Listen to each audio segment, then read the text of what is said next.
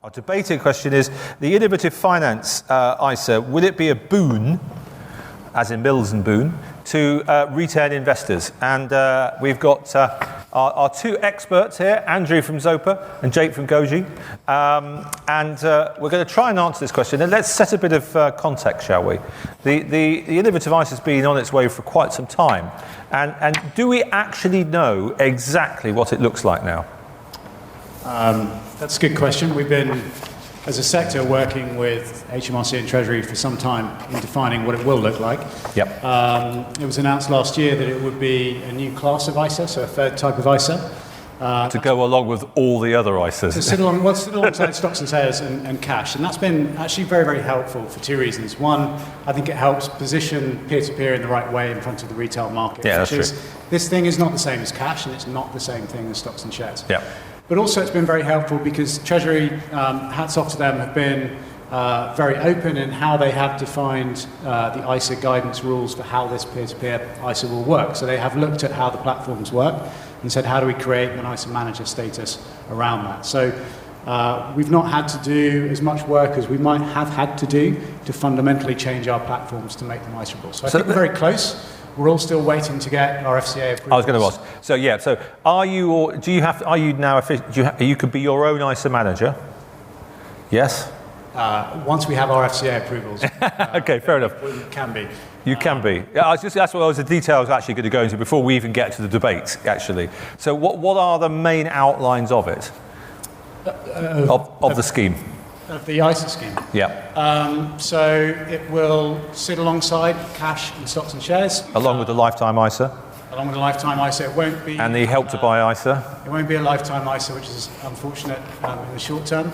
As a investor, you will have your £15,240 of allowance for your current tax year. Going up to 20,000. The following year.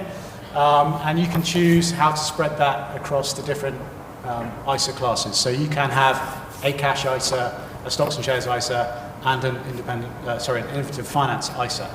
So you can have multiple ones running at the same time, up to 15,400, whatever it is. You can have one of each class. One of each class. For your current allowance. For your current allowance. So with your old ISAs, yep, you can have as many if ISAs as you want, yep, using your old ISA allowance. So you could put your 2014 ISA into Zopa and your 2013 ISA into Funding Circle. Yeah, absolutely. Spread it across like that.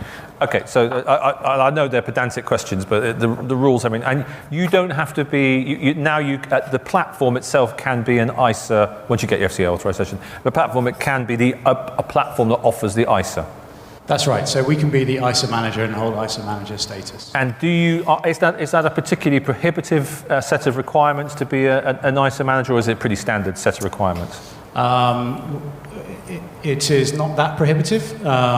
So, do you have to carry capital at risk, or those kind of issues that some of the SIP providers have? Or in the old days, you had to have a nominated individual who had passed some exam or something like that. Those requirements have gone.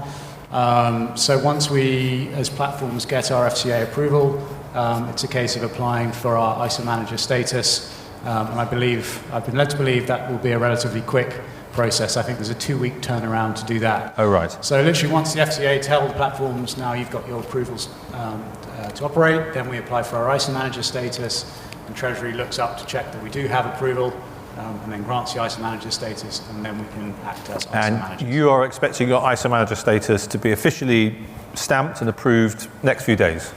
That's certainly what we're telling our tech teams. And we're working closely with the regulators. But I don't think any of us know exactly what date it's going to be.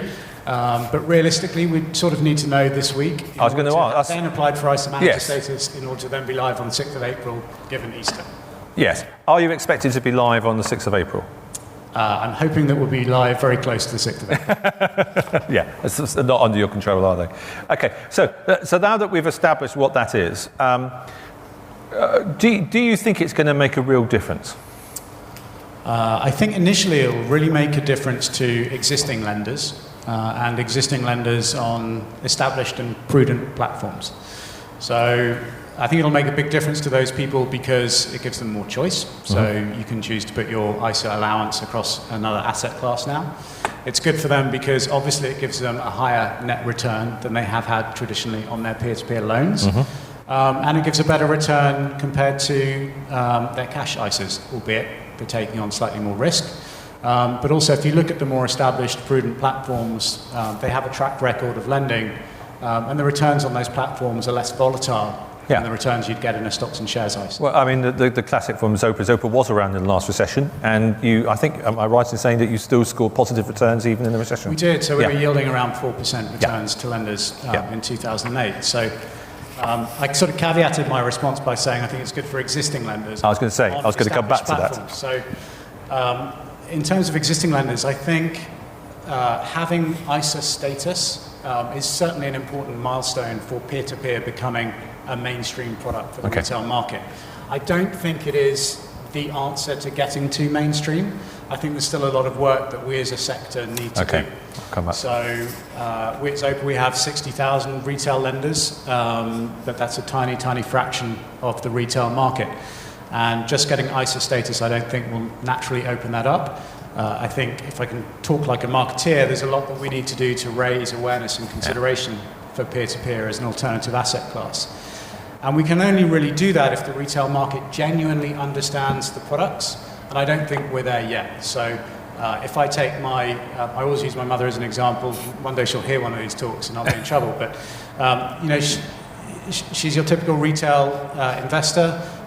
She wouldn't understand the difference between asset classes in terms of the implications of SME lending versus personal unsecured lending versus invoice lending or whatever it may be. She wouldn't understand the importance of matched maturities and the role of secondary markets. I was about to say, she'd be a pretty impressive mum if she did, yeah. She's I talk about this stuff at home, so she's heard. Yes, darling, I'll serve you a cup of tea. The role of the Safeguard Fund at Zopa and other types of provision funds and the implications of those. There are all these things that really need to be properly tested, and you're right, Zopa is the only platform that has been through the financial crisis. We as a sector have grown in an incredibly benign economic cycle. So I think it's right that the retail mass market approach us with appropriate due diligence, and we should welcome that and make sure we don't get a flood of money coming in that doesn't really understand the product. I also think it's more for existing customers just from a maths perspective, so capacity-wise. In 2014-15, there was about 80 billion of money subscribed into ISAs. We as a sector, and that happens mostly around April, we as a sector probably do around maybe 200 million order of magnitude of lending in a month. So that's sort of 25p for every £100 of ISA money is what we have on the other side of the equation.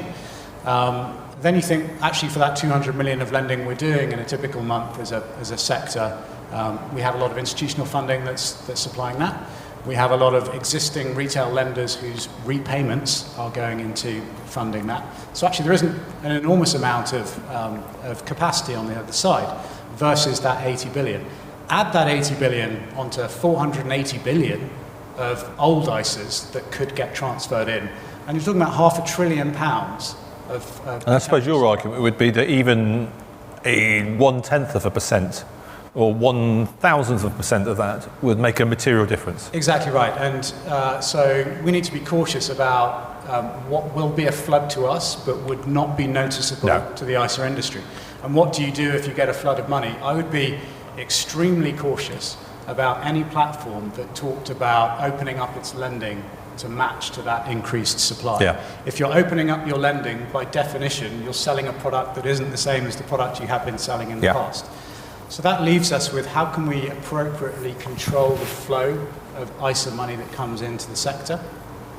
And when we talk to our retail lenders, we measure NPS, Net Promoter Score, as one of our key performance indicators. And one of the reasons that lenders tell us one of the things they get upset about and dislike is when they have to wait for their money to be lent out.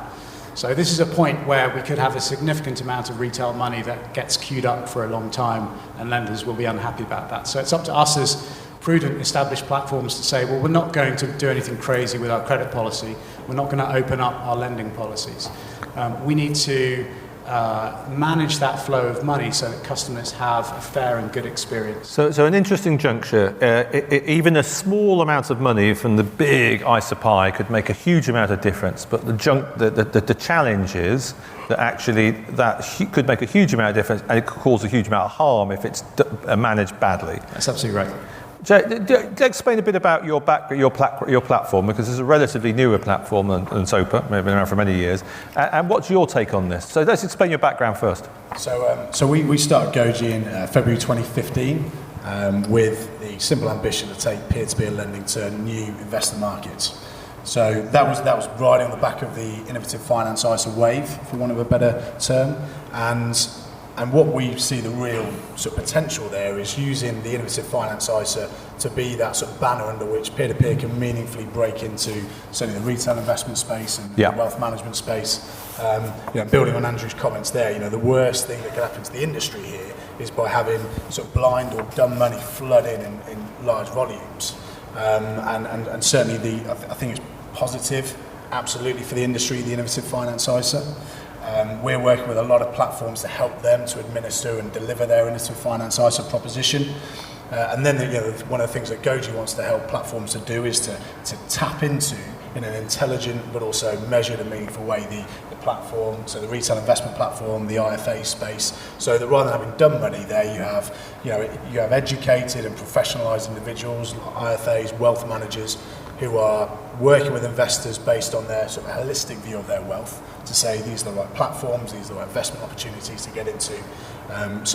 We absolutely think the innovative finance ISA was a big positive for the industry, and we're hoping, and certainly based on the new regulatory change that came out on Wednesday from HMRC, whereby they are allowing a third party to act as the ISA manager, that does open the peer-to-peer lending industry up to existing distribution channels like IFAs, like wealth management platforms, so that you can get professional advisors, IFAs, giving some really credible, defensible advice based on due diligence to investors who want to explore the sector.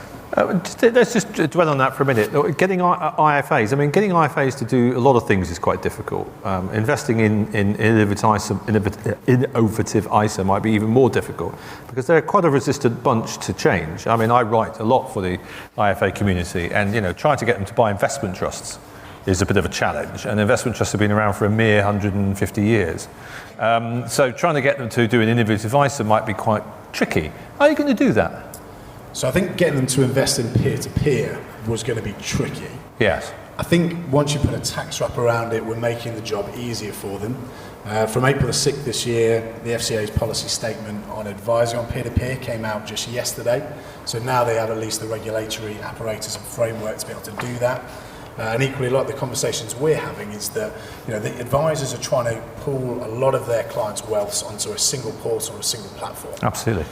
On the other hand, you now have the peer-to-peer industry, which has been highly successful, almost doubling every year, and they're seeing an increasing number of their more affluent investors playing in this sector. However, they're not being able to bring that together into one place, and therefore not being able to offer truly holistic financial advice. So it is going to be a challenge, it's still going to be a challenge. There are other issues around platform due diligence, yes, getting IFAs comfortable with that, getting IFAs insurers comfortable with their PI cover. It's not going to happen overnight, but I think that speaks to Andrew's point of saying, if you turn the dial on this too much, there's going to be a flood of money in. So actually having a nice gradual adoption by saying, look, you can now invest tax-free. You're getting some pretty healthy returns that have been through a downturn. You've got a strong, I suppose, field of platforms now that you can invest across. I think that's only going to be positive, and I think one of the key things for the industry as it continues to grow is to diversify its sources of funding. We mentioned institutional earlier and saying that plays quite a large participation in the sector. Equally, if there is a downturn, you can bet that's going to be the first money to disappear. Yeah. So having that diversification, having IFAs advising clients to say, look, it's tax-free. You can put this in a SIP, you can put this in an ISA, it's a longer-term investment. I think that's going to be a benefit to retail investors and platforms. Just as a side note, Andrew, to your knowledge, have any IFAs invested any money in Zopa? Is individuals, or you mean as... No, as advisory. on an advisory basis?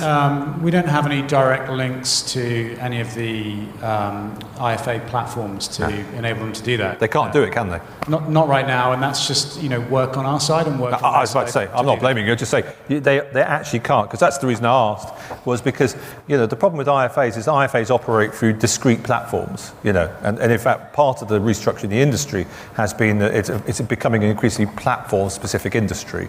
You've got to be on Scandia, you've got to be on Fidelity, because that's how they house their investments, and that makes sense. They want one portal they can go through, they can just push stuff through. I don't blame them. You're not on them, are you? And you're not going to get on them.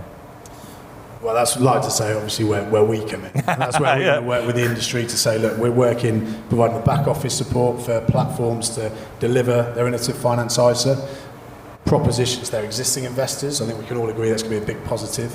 Goji's using that as its first step to demonstrate credibility. We're going to turn around to big investment platforms and say, look, we know the sector, we know the industry, we know the mechanics. Here we go, you can look at the returns, look at this compared to recent stock market volatility.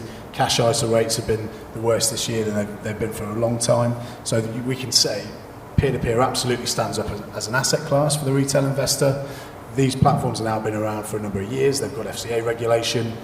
Can we work with you to bring money into the sector? I get all that, but then again, sorry to sound the appalling cynic, but the big IFA platform, stick with the IFA point for the time being, because you raised that, is they deal in funds.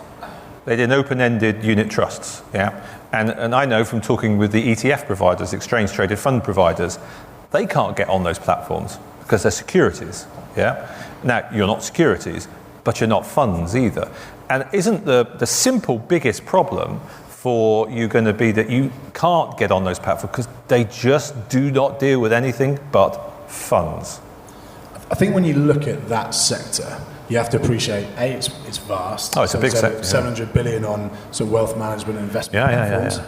And then and the same with IFAs, same with the end retail investor, you can't just group them as a single block of behaviours. Every single one can be broken down, and some are more adventurous than others. So if you speak to some of the largest platforms like co-funds, when we speak to them, they say, look, we're not going to be the first on there, but if you can build something, we can demonstrate that it's functioning, that it's bringing value for investors and IFAs, then it's absolutely something we'll entertain.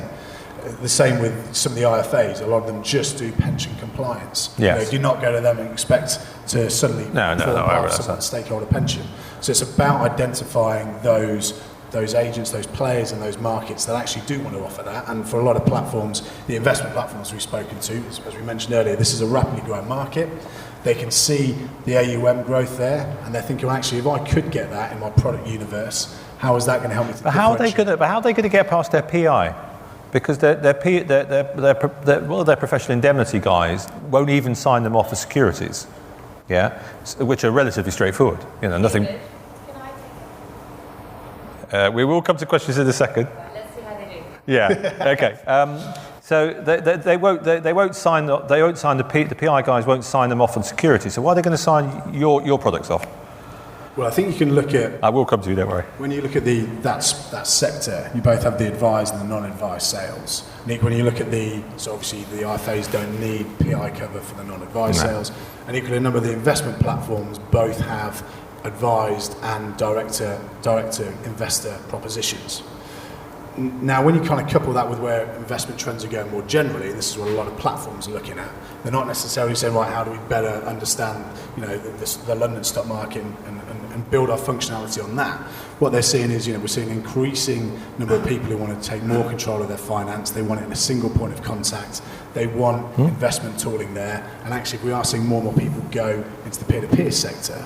And IFAs are seeing more of their clients go into the peer-to-peer sector. How do they actually do anything in that space? So they can take the non-advised route on it, which means they don't necessarily need the PI. And the other challenge, I suppose, I put back to that question is, no PI insurers had to actually consider it yet because it hasn't been a regulated activity by the FCA. No, true. So when that changes on April the 6th, I think then we can have a discussion as to saying, well, is it appropriate that people are or aren't providing PI?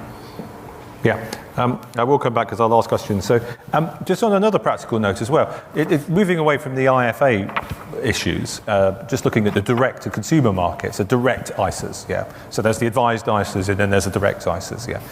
Again, isn't the reality that, in fact, most of the ISA money is sitting in very big pools like Hargreaves Lansdown, Barclays Stockbrokers? Well, actually, let's differentiate it. There's Bank and Building Society ISAs, which I presume you have no intention of going there because they're basically their own products, so they won't touch you. So you've got the big platform ISAs, the big Hargreaves Lansdowns, those guys, which are the big savings platforms, yeah? Now, are they going to let you on? Especially as Hargreaves Lansdown are launching their own peer-to-peer product. More a question for Jake, I think, than for me. So. No, you understand my point though, because if I'm a Hargreaves Lansdown customer, for instance, yeah, and I'm sure there's loads of Hargreaves Lansdown customers who are interested in Zopa. I'm a Hargreaves Lansdown. I'd probably put money on Zopa, yeah. I can't, and I'm not likely to, ever. Well, you can direct, but you're right. So I can go direct, but not on my ISA. That's what I'm trying to say. Not because I channel all my stuff through my ISA, so I can't do it because it goes through Hargreaves Lansdown. So that's why I think that the advent of the IF ISA isn't going to overnight change the number of new retail investors in the peer-to-peer market. No. I think for people who are already in, they'll say, great, I can transfer some of my old ISAs over and I can put some of my ISA allowance into this thing that I already know and already understand. But let's be honest, the banks have been working on ISAs for 10, 15 years, and they have big teams of people who spend the whole year planning ISA season. Absolutely. And we don't. We don't as a sector, and we don't at Zopa. So I think it's going to be some time before we're able to take large swathes of new retail customers. But I go back to my earlier point, from a capacity perspective, we need to be cautious about how we approach that anyway. I completely agree. Just on that point, Jay, I mean, how do you deal with it? Because let's say there's a lot of pools of money in the big ISA and SIP platforms. And so classic is I'm a Hargreaves Lansdown customer, and I know that I've got a lot of money sitting on the cash account, which earns me zip. And they have in the past done on my ISA platform, and they have in the past done building society deposit offers, which are always rubbish. And they do bonds. Now, that presumably is perfect territory for your kind of products, and the rate setter products, funding circle products, that is perfect. But the reality is they're not going to let any of you in. Well, that's a challenge facing Goji and the team at Goji this year. Is so how can we work with the peer-to-peer platforms to say, look, guys, Hargreaves, Best Invest, Interactive Investor, you've got a growing asset pool here that is delivering great returns, especially compared to, say, bond funds, etc. Absolutely, completely get it. So why are you not going to let this on you? Surely it's in your customers' interest and your interest to have as many assets as possible on your platform that are performing as well as possible on your platform. And then actually when we go back to that digital experience, the customer can generally get it all in one place. Yeah. Not have to split it across a number of different platforms. And I'm not debating that actually that a lot of the customers like me wouldn't be interested. They probably would be. They probably, you're absolutely right, they are interested. It's just that they're not going to let you on their gateway.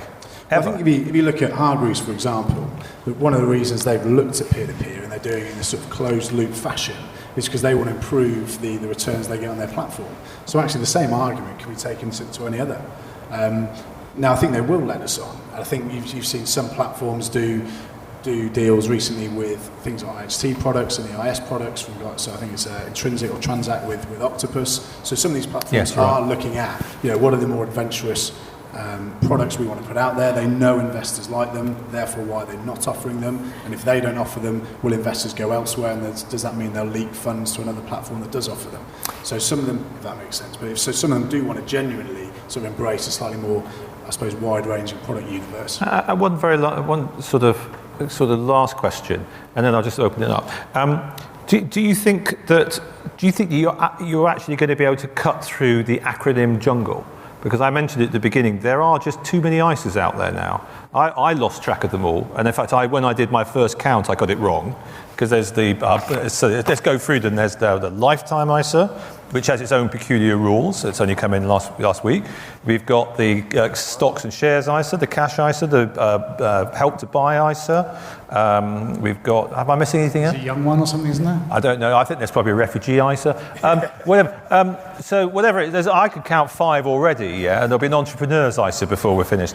I mean, when a lot of journalists talk to a lot of people, they're already completely confused. yeah? Talk of your mother. I talked to my mother about it, and she just said, well, it's an ISA, isn't it? Well, yes, it's an ISA, but there's all these other ISAs. And the problem isn't the industry got, it's actually just got to get past the fact that no one really knows what any of these ISAs are. Well, add to that personal savings allowance coming in this year as well. So yeah, and we've got to add in SIPs, which is a different product again. Right. Yeah. So I think to that. Well, yep. So there's suddenly a lot of government support for people putting money into savings. Yes, and it's all good. I'm not knocking it, but it's all very confusing, is what I'm trying to get at. And isn't the innovative ISA just one more thing to confuse them? I think that's probably right, and I think peer-to-peer products themselves have an inherent risk of being misunderstood and very confusing for retail customers anyway. So add that into the mix as well, which again is why I go back to my point that I think the if ISA, how I see it, is an opportunity for existing lenders, and I treat it quite cautiously for growing the market for exactly those reasons. It's just another type of product. And the reality is I've always written about investment-related products, and in fact I've always assumed that everybody talks about stocks and shares ISA, but you look at the hard numbers, it's cash ISAs. Cash is much bigger, and in fact most people look at ISAs as a savings product. Yeah, they don't look at it as an investment product. Look at it as a savings product, and let's be honest, you're not a savings product. That's right. Very clearly, we're not a savings product, so we're an alternative. Again, I think it's very helpful that we've been classified as a completely different type of ISA. Whilst it kind of leads to kind of overuse of acronyms, I'd take that pain for the benefit of having it clearly differentiated as a different type of ISA. It does help for it's a marketing job, really, isn't it? It sits into the wider context of the FCA's recent financial advice market review, which came out last week. And that was looking at, in the wake of the retail distribution review in 2014, does the general public understand and have enough information? And it was saying, the number of people who seek advice on financial products has dropped to about 25%, I think it was. This is very low. And that's a big problem. It's something that the FCA is now taking steps to address. So I suppose that debate has to be put in that wider context, is to say, and I suppose it's the industry's duty, therefore, to say we're going to be transparent, we're going to be very clear as to what you're getting yourself into, what part this has to play in your portfolio, and I think we're going to see plenty both from the FCA and HMRC in the future about making that simple and putting those guidelines in place so that investors aren't confused by one too many acronyms and aren't overpriced and out of the advice market. Any questions?